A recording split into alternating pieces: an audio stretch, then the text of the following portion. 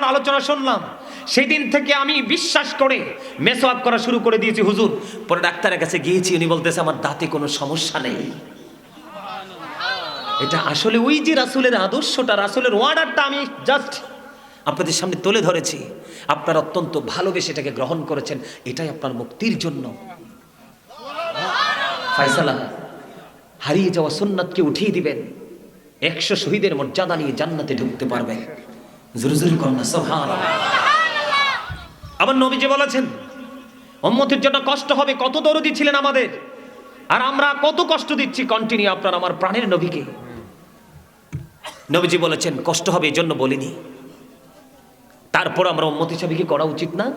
অবশ্যই উচিত, কিন্তু দুর্ভাগ্যজনক হলেও সত্য আমরা কিন্তু মেসওয়াকটা করতে পারছি না, কারণ ওই বেঈমানেরা কৌশলে আমাদের হাতে ব্রাশ তুলে দিয়েছেন, একটা সুন্নাতকে কৌশলে কবর দিয়ে দিয়েছেন।